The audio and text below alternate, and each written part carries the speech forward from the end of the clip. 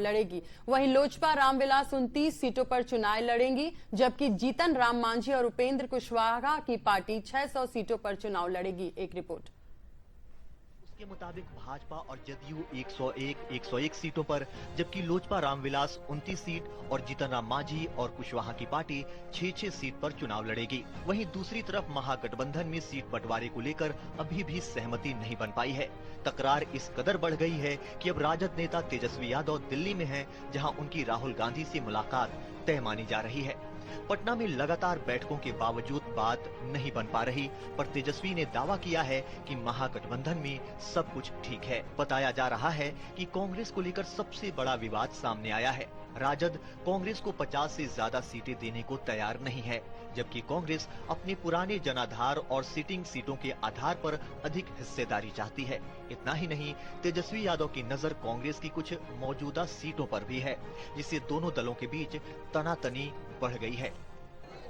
Seat बंटवारा प्रायः हो चुका है, लेकिन अंतिम समय में जो टीदिंग प्रॉब्लम रहता है वो सब पार्टी में, एनडीए में भी है, इधर भी रहता है, लेकिन 1 से 2 दिन में सब घोषणा हो जाए।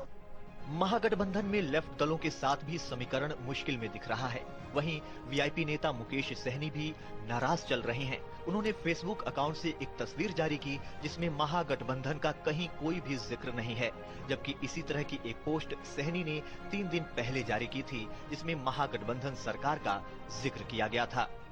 महागठबंधन थोड़ा सा अस्वस्थ हुआ है, तो दिल्ली जा रहे हैं, और आपको पता है कि सब डॉक्टर दिल्ली में है, तो वहाँ पे बेहतर उपचार हो जाएगा और स्वस्थ होकर हम लोग पटना लौटेंगे। इस बीच असदुद्दीन ओवैसी की पार्टी AIMIM ने एक बड़ा ऐलान करते हुए राज्य की 100 सीटों पर अपने उम्मीदवार उतारने की घोषणा की है।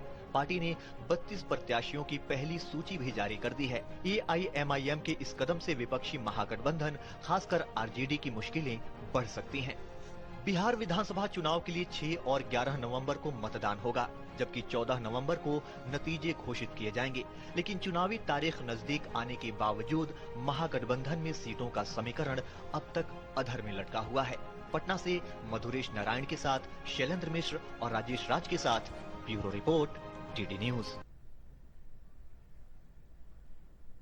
समाचारों का सिलसिला